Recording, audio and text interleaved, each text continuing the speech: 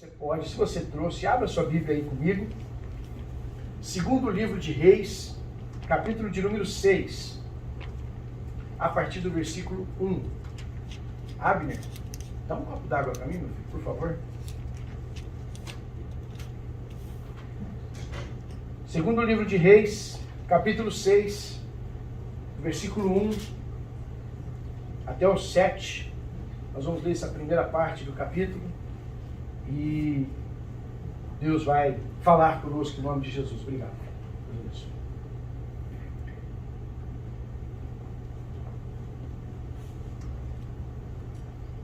Quem achou aí, diga amém. Amém. Amém. Quem não achou, diga socorro. Socorro. Misericórdia. Pede para o vizinho te ajudar aí. Acha aí, irmão. Vou dar uma dica para você.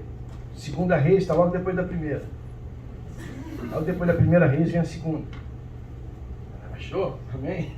Se tiver mais difícil, fica assim, ó. Procura entre Gênesis e Apocalipse. Tá ali. Tá ali. Você vai encontrar. Amém? Ó? Capítulo 6. Segunda Reis. A partir do versículo 1 diz assim a palavra.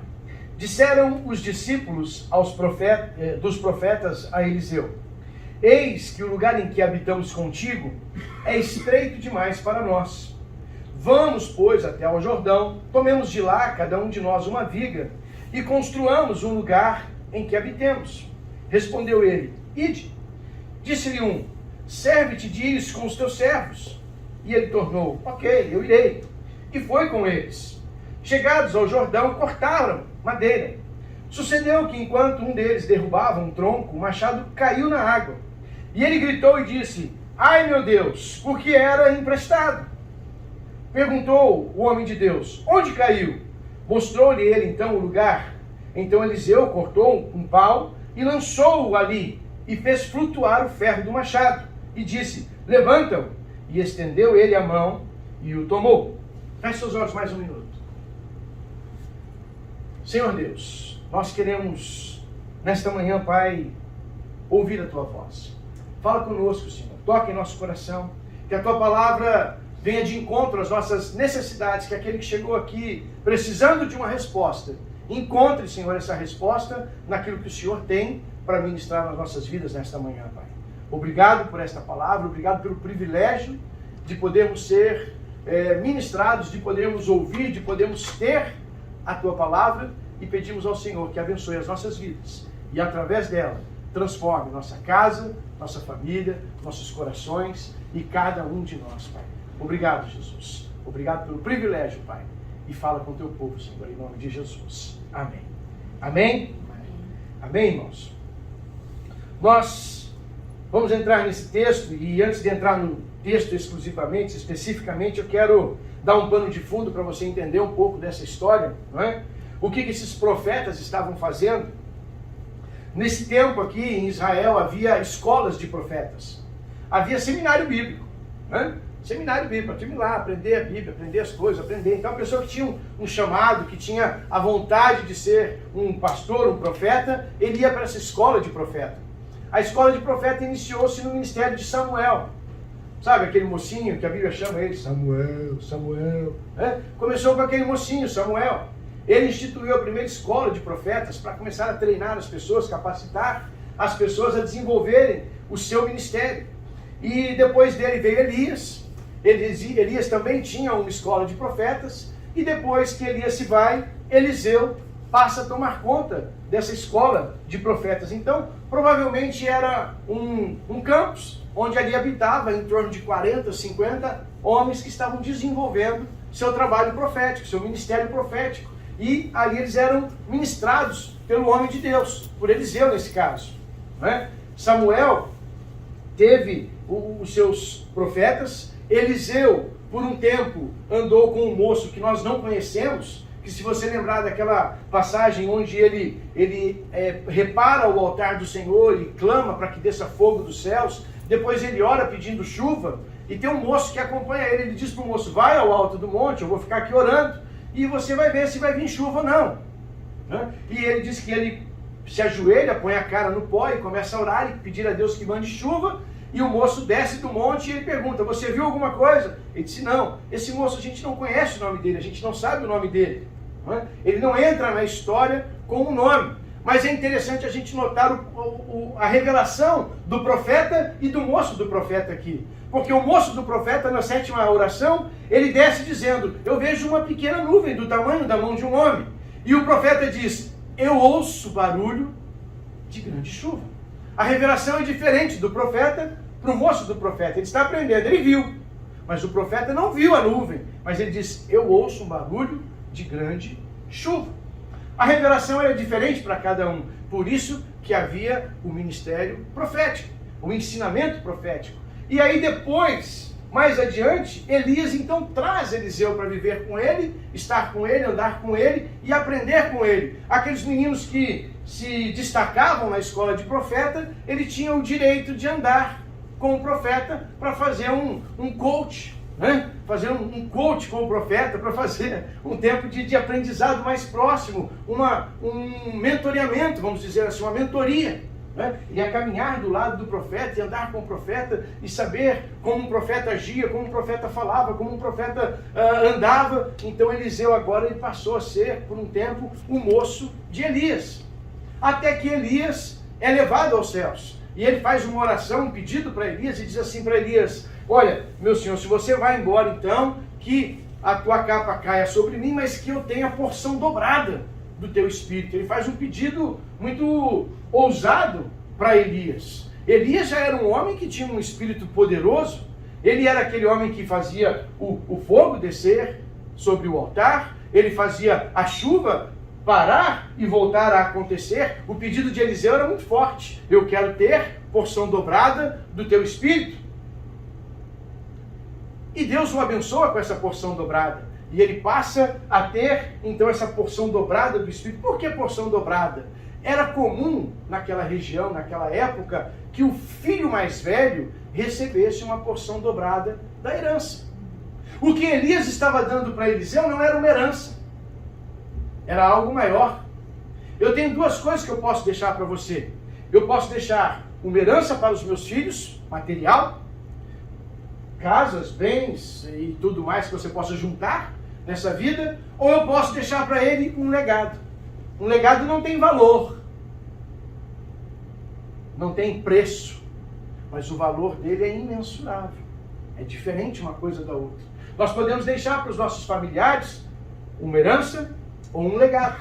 Elias não deixa herança para Eliseu, mas ele deixa um legado, dizendo, olha, é assim que trabalha, é assim que serve, é assim que se anda na presença de Deus. E Eliseu recebe aquele legado de forma poderosa, porque na hora que ele ganha a capa de Elias, que Elias sobe aos céus numa carruagem de fogo,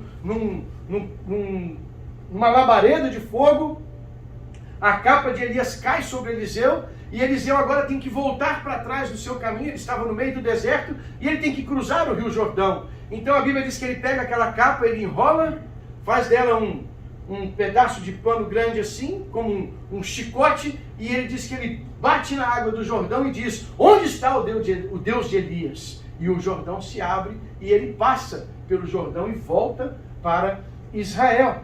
Então o Jordão é um lugar de milagres. Aqui estão eles novamente no Jordão. Tudo que eu estava falando aqui era para vocês entenderem o contexto da história. Agora vamos entrar para a mensagem. Antes de entrar na mensagem ainda, eu preciso falar mais uma coisinha. No final do capítulo 5, vocês vão lembrar da história de Naamã. Naamã foi aquele general do exército sírio que veio até Eliseu para ser curado de sua lepra. Vocês lembram dessa história ou não? Amém? Vocês conhecem essa história? E aí, ele vai se encontrar com Eliseu, o profeta, e nesse tempo Eliseu tinha um moço andando com ele que era chamado de Geazi. Geazi, quem lembra de Geazi? Esse moço andava com Eliseu. E a Bíblia diz que Eliseu cura aquele homem, e aquele homem resolve dar presentes para Eliseu, e Eliseu não aceita. Ele diz, guarda os teus presentes contigo, eu não preciso dos teus presentes. Não é? E ele despede aquele homem sem receber nada. E a Bíblia diz que Geazi, esse moço do profeta, pensa e fala assim, puxa, que desperdício, o homem querendo dar presentes para nós, e o profeta não pegou, eu vou pegar. E ele diz que ele vai até a carruagem que vai seguindo, levando esse homem esse general embora, ele corre até a carruagem e diz assim, escuta, chegou mais dois servos do profeta aí, e eu preciso de 2 vestes para eles, 2 roupas de sair, porque naquele tempo tinha a roupa, né, festivais, as roupas festivas, e um pouco, e 2 moedas e tal, aquela coisa toda, e pede para o homem lhe dá. E ele volta, guarda na casa, e vai de novo encontrar com o profeta. E o profeta, logo que ele entra, pergunta, onde você estava, Geazi? E ele diz, seu servo não saiu daqui? Ele diz assim, por acaso não foi contigo o meu espírito quando foi pedir àquele homem que lhe desse presentes? Era isso ocasião para tomar presente daquele homem? Era isso ocasião para tomar presente daquela pessoa? Bom, já que você tomou o presente dele, pegou o dinheiro dele, pegou os presentes dele, de troco, fica com a lepra dele então agora. A lepra que foi sarada dele vai para você agora. E ele pegou, e a Bíblia diz que na hora ele se tornou leproso naquela mesma hora. A gente tem que tomar cuidado, nós do ministério, porque nós não podemos ser levados ao dinheiro, não podemos ser levados aos bens, não podemos ser levados às coisas materiais. E eu acho muito interessante que o profeta diz para ele o seguinte, eu quero até ler esse pedacinho para a gente entender melhor.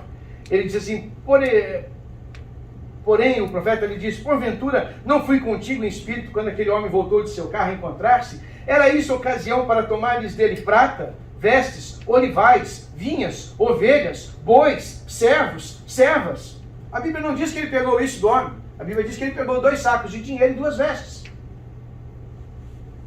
E o profeta disse para ele, por que você foi lá pegar homens, olivais, foi pegar bois, foi pegar todas essas coisas? Era isso que ele queria comprar com o dinheiro que ele estava ganhando. O que o profeta viu não foi só o dinheiro que ele recebeu, mas o que ele queria fazer com o dinheiro que ele recebeu. O profeta estava ligado no assunto. Então, às vezes, acontece com a gente, porque Deus, ele dá mensagens aos seus profetas. Esses dias eu conversava com um casal de amigos, e eles estavam me contando situações que eles estavam vivendo, e aí contaram, falaram, contaram tudo. Aí quando terminou, virou para mim e falou assim, então é isso, pastor. Eu falei, tá bom. Aí eu virei para eles e falei assim, e sobre esse assunto, você não vai falar nada?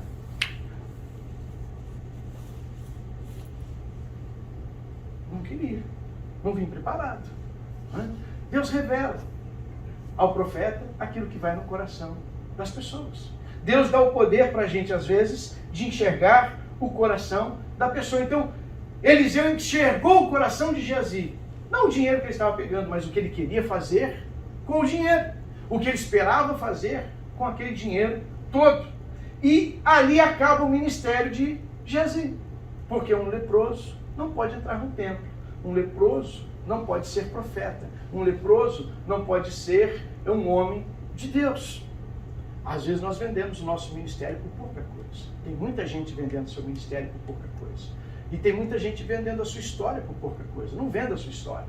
Não venda a sua história. Não entregue a sua história por nada desse mundo. Mantenha firme a sua ética, mantenha firme o seu respeito, mantenha firme o seu testemunho. Não perca a presença de Deus por conta de presentes humanos. Por favor. Amém? Amém ou não? Amém. E agora Eliseu está sozinho novamente, sem um moço ao seu lado, porque Geazi, acaba o ministério de Geazi aqui, no final do capítulo 5.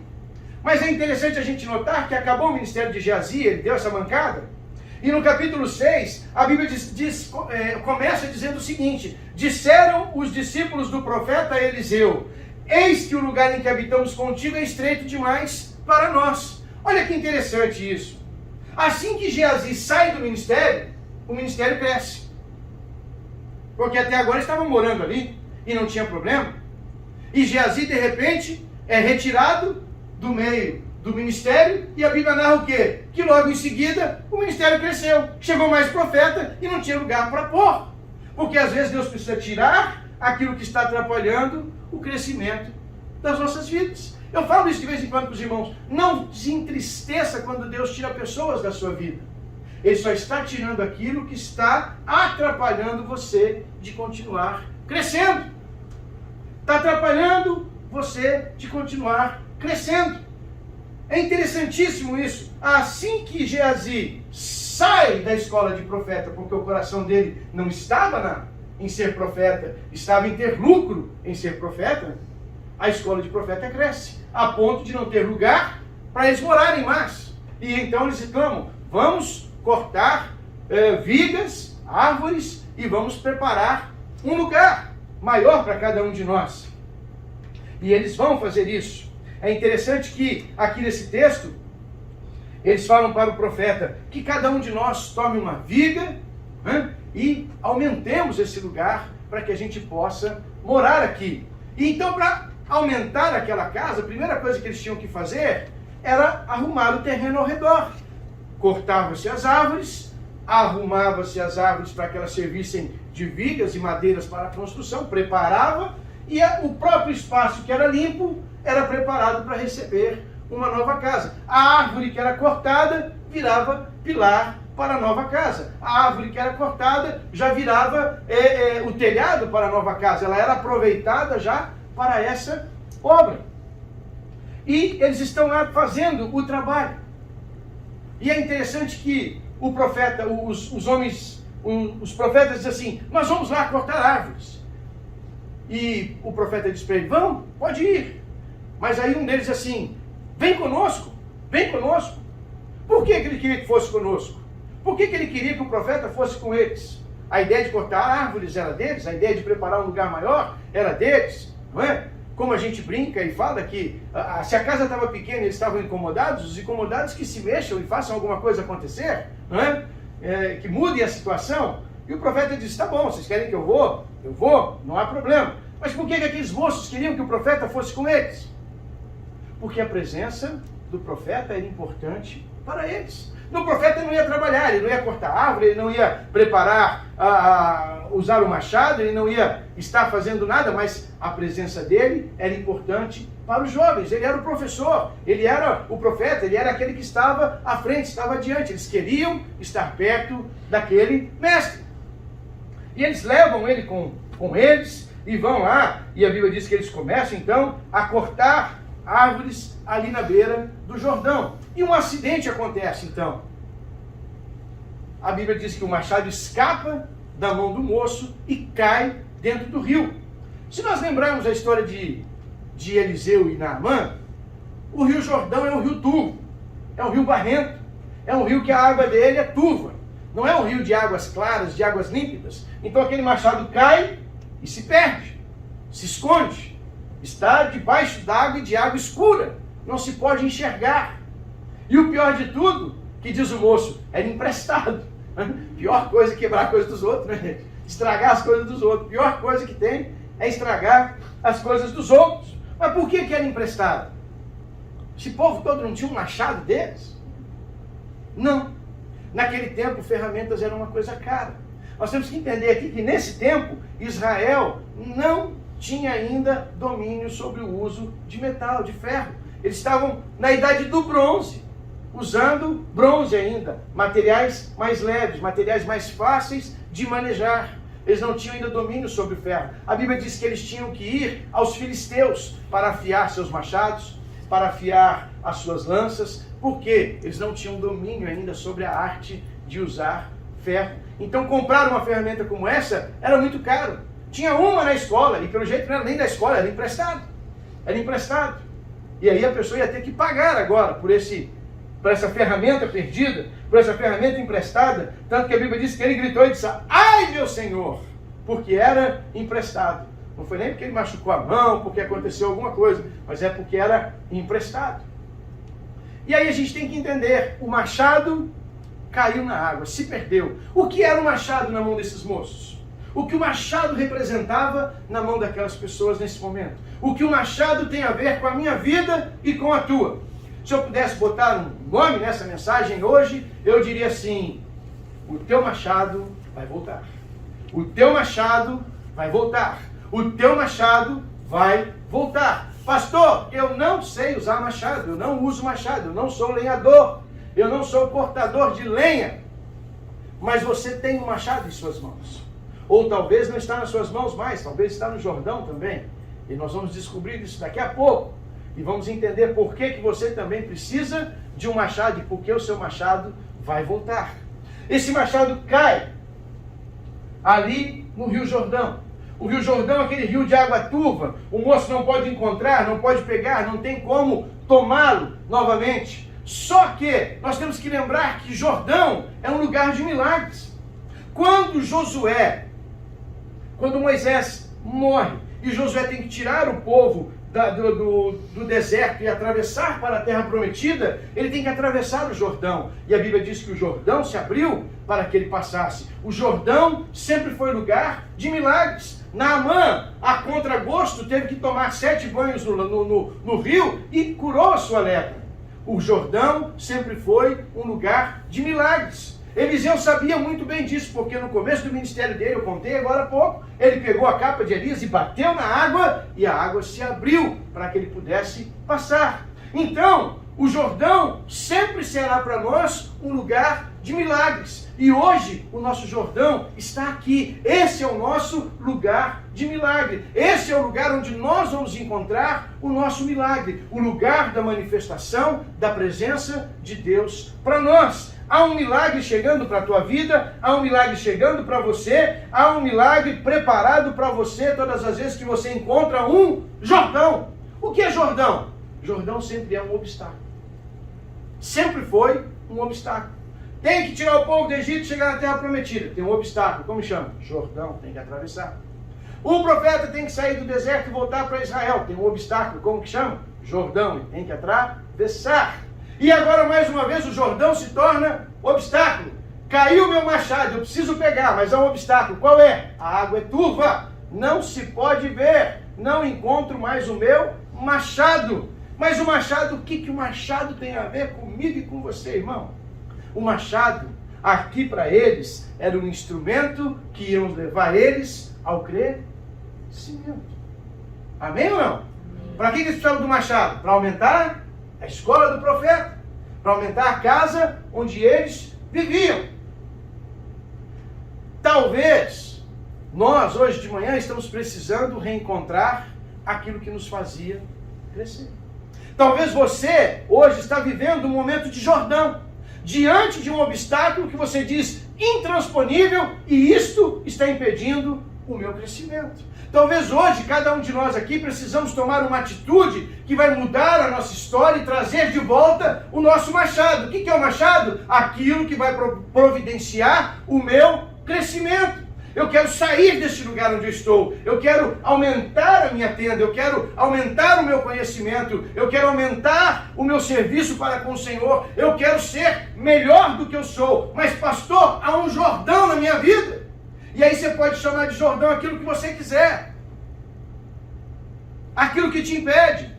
Um pecado, uma dificuldade, uma falta de vontade, às vezes, de querer. Você quer fazer, mas você não tem forças, você não tem coragem, você quer começar, mas você não sabe por onde, você quer crescer, mas encontra obstáculos, encontra dificuldades, você encontra um Jordão na sua vida. E o seu machado está lá dentro do Jordão. O seu crescimento está lá dentro do Jordão. Então, para vencer e voltar a crescer novamente, eu e você precisaremos de mais um milagre acontecendo no Jordão da nossa vida. Toda vez que o povo de Deus encontra um obstáculo, toda vez Deus entra com um milagre, com a providência e abre caminhos, abre portas, abre mares, abre rios, anda por sobre as águas, se necessário for. Não há obstáculos que possam nos parar. O que nos para somos nós mesmos, que dizemos para nós: eu não posso, eu não consigo, eu não vou dar certo. Eu falava para meus filhos desde pequeno, digo, gente, não existe a palavra não consigo. Não existe.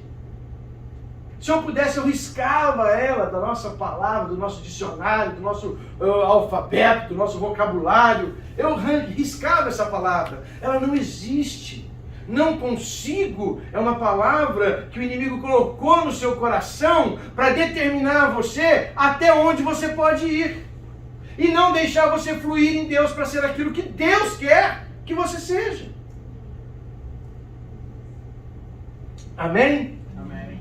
Então não consigo, não posso, é impossível. Essas palavras, elas são só para limitar aquilo que você não é. Quando o diabo quis enganar Adão e Eva, ele botou um obstáculo.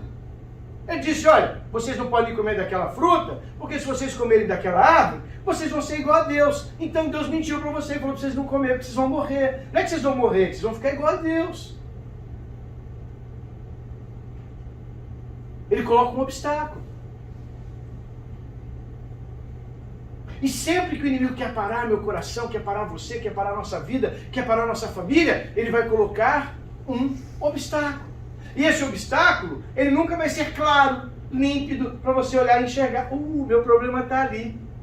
Né? Meu problema está, olha, está claro, agora entendi tudo. Não, sempre vai ser turvo. Você sempre vai achar que é outra coisa. Você sempre vai achar que é outro problema. A gente está sempre pensando, não, mas é que se eu arrumasse um outro trabalho, mas é que se eu não morasse em Nova York, morasse na Flórida, mas é que se eu não morasse, não é isso, não é isso. Você não está enxergando, você não está enxergando o seu obstáculo. Você não está enxergando aquilo que está atrapalhando o seu crescimento. Você não consegue enxergar. Por quê? Porque a sua visão está turva como o Jordão. Mas hoje o seu machado volta para a sua mão. Amém ou não? Amém? Ele vai voltar para a sua mão. Por quê? Porque Deus vai colocar de novo em sua mão as ferramentas para te fazer crescer outra vez. Deus tem colocado em alguns de nós aqui essa ferramenta. A gente percebe claramente em alguns irmãos, em algumas pessoas, o quanto Deus tem falado, tem ministrado, e essas pessoas têm deixado o coração transbordar da presença de Deus e têm crescido na graça, no conhecimento, no entendimento daquilo que Deus está fazendo em cada um de nós. Eu e você somos desafiados hoje a mudarmos a nossa história a partir do nosso obstáculo. O meu obstáculo não é para me parar, nem para me fazer desviar da minha rota. O meu obstáculo é para me fazer superar, é para me fazer ser melhor. Se há um obstáculo na sua frente, é porque Deus quer que você seja maior que aquele obstáculo. Mas pastor, o obstáculo é muito maior do que eu. Eu olho para ele e penso, é impossível enxergar esse machado. É impossível tomar de volta aquilo que me fazia crescer. Eu desanimei. Eu cansei. Eu estou fraco, eu estou abatido, eu não consigo, eu não sei o que fazer. Você está aqui igual aquele rapaz gritando, ai meu Deus! Ai! Mas a pergunta do profeta para o menino, para o moço que derrubou o machado, é muito interessante. E é interessantíssimo demais que Deus nunca pergunta para nós como. Deus nunca vai perguntar para você como. Deus sempre vai perguntar para você onde. Eu já falei, Deus é Deus de lugares. Deus é Deus de posições. Ele nunca vai perguntar como. A pergunta do profeta para o moço é, como é que você conseguiu derrubar esse machado? Não foi isso. Não é? A pergunta de Deus para nós é, como é que você consegue continuar vivendo nesse pecado? Não é essa a pergunta de Deus para nós. A pergunta de Deus para nós é sempre como a do profeta, é onde? Onde caiu? Onde perdeu? Onde foi que você desistiu? Onde foi que você disse, não dá? Onde foi que você disse, não consigo? Aonde foi que você resolveu se render ao obstáculo? Por que Deus pergunta onde, pastor? Lembra de Adão e Eva? Lá no jardim, quando pecaram? Quando comeram aquele fruto?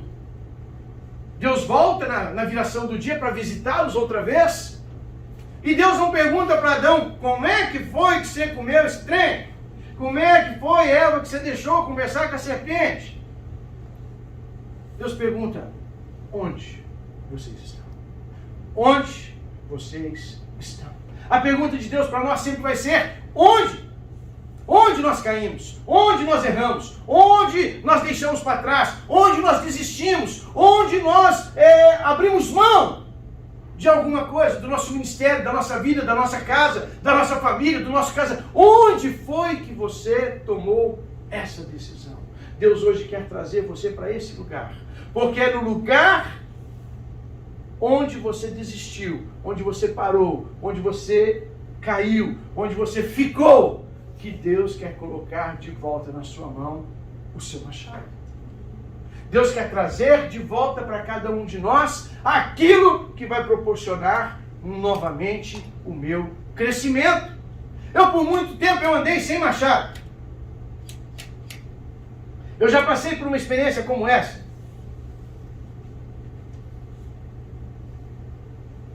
Eu não era Cassiane, mas eu cantava. Se você já pensou em desistir. Eu já pensei em desistir também. Eu já pensei em desistir. Mas um dia Deus olhou para mim e falou assim, aonde foi? Eu disse, foi lá atrás que aconteceu aquele negócio assim, assim, assim. Ele falou, então volta lá. Volta lá. Deus sempre vai nos levar de volta aonde nós paramos. Porque a Bíblia sempre nos ensina que é no lugar da derrota que Ele nos traz para ter honra. Para ter honra. É no lugar da derrota que Ele nos leva de volta para ter honra e muitas vezes dupla honra, como a palavra nos ensina. Então hoje Deus está chamando você para olhar onde? Onde foi que você desistiu? Onde foi que você parou? Onde foi que você disse, daqui para frente não dá, eu não consigo? Onde foi que você abriu mão daquilo que Deus tinha para você? Onde foi que você resolveu abrir mão de tudo que Deus tinha para realizar na sua vida, na sua casa e no seu coração?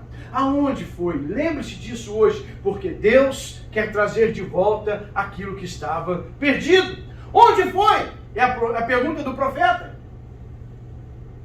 Não foi como foi onde foi. E a Bíblia diz que ele vai lá, pega um pedaço de pau, joga sobre a água.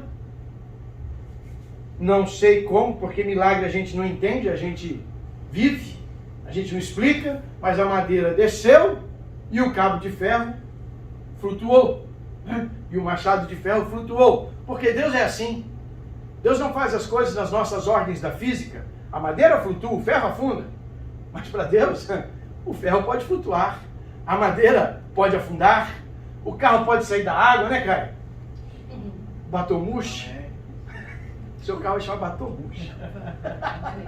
Afundou, mas reviveu.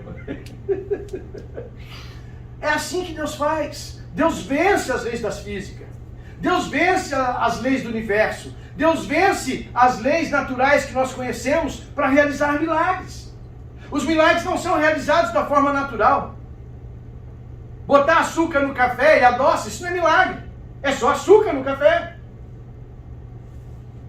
Deus não usa as coisas naturais para fazer milagre. Ele usa as coisas espirituais, as coisas sobrenaturais. E nós temos que nos lembrar disso. Onde foi? E o profeta então ele lança aquele pedaço de madeira, aquele pedaço de pau, e ele faz flutuar o ferro. E ele toma de volta aquele machado. E a gente tem que entender que agora o machado volta melhor do que foi. Como, pastor? Por que melhor do que foi? Veja, quem já viu um machado, já pegou um machado, quem já viu um martelo, dos mais antigos, não desses novos hoje que são um pouco diferentes, mas no nosso tempo, sempre que você fazia uma ferramenta como essa, você tinha que pôr aqui em cima onde fica o machado, tá o cabo e tá o machado aqui, você tinha que colocar uma pecinha de madeira pequenininha chamada cunha. Né? Uma pecinha em ângulo assim, ela que abria a madeira e esforçava ela para ela se fixar no cabo do machado. Essa madeira provavelmente estava frouxa, estava folgada. Quando ele bateu o machado, ela escapou e voou. E agora esse machado volta para a mão dele. Mas agora volta diferente. Porque agora ele volta e não cai mais. Porque agora ele volta e está pronto, preparado e reparado por aquele que é o construtor de toda a vida. Por aquele que é o carpinteiro mor. Não é? O carpinteiro agora arrumou o machado. Botou o machado em ordem. Botou de novo lá uma cunha para segurar aquele machado. Botou um cabo novo no machado e disse, e deu para o menino de novo, falou assim, agora vai cortar a árvore outra vez. vai crescer outra vez, vai continuar aumentando a sua casa, o seu ministério, a sua vida, vai viver de novo uma vida de crescimento. O machado sempre volta melhor. Tudo que a gente entrega na mão de Deus, volta melhor. Volta melhor. Volta maior. Volta mais forte. Volta mais poderoso. Volta mais abençoado. Então hoje eu quero desafiar você a tomar uma decisão de colocar nas mãos de Deus novamente os seus obstáculos. Lá onde você parou, lá onde você caiu, lá onde alguém disse para você, olha, você não pode fazer, você não é capaz de fazer, e você pensou e disse, sim, é verdade, eu vou desistir. Não desista. Não desista. Eu vim dizer para você nessa manhã, não desista dos teus sonhos, não desista dos planos de Deus para a sua vida. Mas pastor, você não sabe como está difícil. Eu imagino que está difícil, mas uma coisa eu tenho certeza, que tão difícil quanto arrancar um machado debaixo de um rio turvo, por mais difícil que seja também o seu problema, a sua luta, a sua dificuldade, o mesmo Deus que levantou o machado é o mesmo Deus que vai levantar você e colocar você de pé e colocar você para realizar de novo aquilo que você foi chamado. Um machado não foi chamado para ficar debaixo da água. Um machado foi chamado para ficar cortando árvores. Um machado foi chamado para ajudar na construção de coisas grandes. Um machado foi feito para ser usado para criar coisas grandes e maravilhosas. E você não pode ficar mais debaixo desse Jordão que você se encontra. Sai desse Jordão nessa manhã, sai desse lugar obscuro nessa manhã, sai desse lugar onde você está escondido, querendo ficar quieto aí, pensando, eu não quero mais mexer com nada. Eu vim desafiar você, eu vim cutucar você, eu vim chacoalhar você nessa manhã e dizer para você, você não vai ficar mergulhado nesse Jordão. Você vai sair daí e vai fazer coisas grandes, melhores, maiores e maravilhosas. Seu casamento não vai ser o mesmo a partir de hoje. Sua casa não vai ser a mesma a partir de hoje. A sua vida não vai ser a mesma a partir de hoje. Porque o seu machado está voltando em suas mãos. E você vai voltar a construir. Você vai voltar a crescer. Você vai voltar a caminhar para frente. Deus sempre falou para o seu povo, alarga as suas tendas, fixa bem as suas estacas. Quem já montou barraca de camping sabe, primeiro você monta a barraca, depois você amarra uma cordinha nela, estica lá no chão e prende bem no chão para ela não sair. É isso que Deus estava dizendo para o povo, constrói coisas grandes e fixa bem as suas estacas para que elas não saiam, para que elas não caiam, para que elas não sejam levadas pelo vento. Eu e você não podemos ser levados pelo vento, nem pelas perdas do machado. Eu já perdi meu machado, mas Deus trouxe ele de volta. E assim como trouxe para mim, vai trazer para você. Assim como tirou aquele machado do fundo da água turva aquele dia, hoje Ele está tirando você do fundo do Jordão e falando para você mais uma vez, é tempo de recomeçar. É tempo de reconstruir. É tempo de colocar em prática aquilo que eu tenho posto em tuas mãos. É tempo de colocar seus talentos nas mãos de Deus. É tempo de você entregar a sua vida na mão do Senhor e saber que Ele vai cuidar de você. E quando você está na mão dEle, você se torna melhor. Melhor. Melhor. Porque ninguém chega perto de Jesus e fica do mesmo jeito que estava. O que chegou manco foi curado. O que chegou cego foi curado. O que chegou gago foi curado. E o que chegou morto foi ressuscitado. Amém. Ninguém pode ficar do mesmo jeito quando se aproxima da presença do Deus Todo-Poderoso. Entrega hoje em tuas mãos, entrega hoje nas mãos do Senhor, entrega hoje nas mãos de Jesus a tua vida, o teu machado, o teu problema, a tua luta, não importa como você tem vivido, não importa o que você tem passado. Talvez você saiu lá do Brasil, chegou aqui nessa terra e disse, ai meu Deus, eu cheguei aqui, mas agora eu vi que essa terra não é para mim, agora eu vi que aqui não é o meu lugar, e os meus talentos se foram, o meu machado se foi, o que eu sabia fazer no Brasil eu não sei fazer aqui, eu não posso fazer aqui. Quantos de nós já vivemos isso? Ah, mas lá no Brasil eu era assim, agora aqui eu não posso. Ei!